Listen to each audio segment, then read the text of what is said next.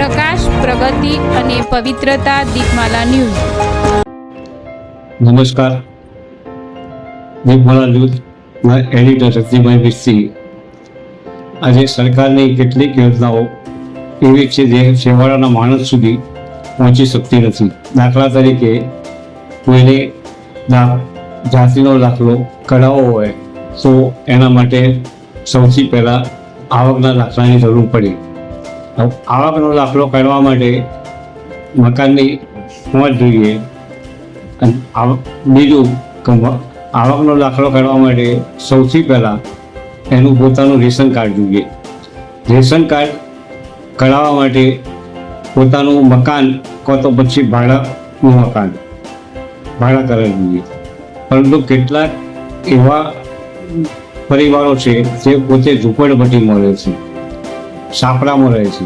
તો છાપરામાં કોઈ ભાડા કરાર ના મળે કે કોઈ મકાનની વેરા પાવતી ના મળે, એટલે એ લોકો પોતાનું રેશન કાર્ડ ના કાઢી શકે. રેશન કાર્ડ ના કાઢી શકે એટલે આવકનો દાખલો ના નીકળે. આવકનો દાખલો ના હોય એટલે જાતિનો દાખલો એમના બાળકને ન મળે. જાતિનો દાખલો ન હોય એટલે બાળકને એમને પોતાને શિક્ષણ આપવા માટે જે આવકના દાખલાની જરૂર પડતી હોય એ ના કાઢી શકે. એટલે કેટલાક બાળકો શિક્ષણથી વંચિત રહી જાય છે. એના માટેની વિસ્તૃત માહિતી આપણા એક સોશિયલ કાર્યકર છે જે તે આ વિશેની પૂરી માહિતી આપે છે, દર્શનભાઈ પટેલ. હવે એના વિશે આપણે આ માટેની પૂરી માહિતી જાણીએ. કાલે સાંજે હું 21 શાક માર્કેટમાં શાકભાજી લેવા ગયો હતો, ત્યારે એક ધનતાણી સમાજના યુવક શાકભાજી વેચતા હતા. તેમના જોડે હું શાક લેવા મારે ચર્ચા થઈ કે મારા છોકરાને જાતિનું પ્રમાણપત્ર કાઢવું છે.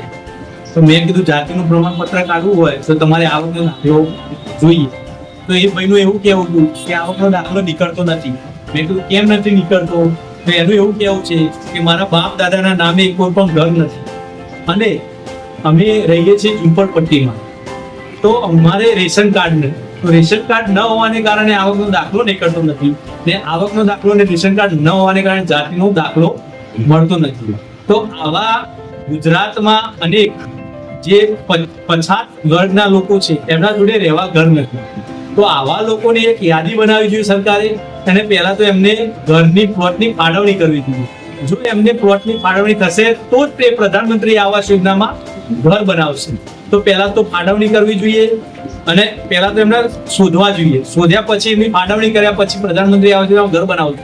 ત્યારબાદ એમનું રેશન કાર્ડ નીકળે છે ને રેશન કાર્ડ નીકળવા બાદ એમને જે સરકારી સબસિડી એમના જે ભણતર માટે જાતિનો દાખલો કાઢવો પડે ને જે મળવા પાત્ર છે તો પણ મળતું નથી. તો અત્યારે ટેમ્પરરી એમનું લિસ્ટ કાઢી મામલતદાર સીએ જાતિનો દાખલો અને આવકનો દાખલો ટેમ્પરરી બેઝ ઉપર સરકારી કોઈ એમનું ઠેકાણું એક કરી એમને કાઢી આપવા નમ્ર વિનંતી છે.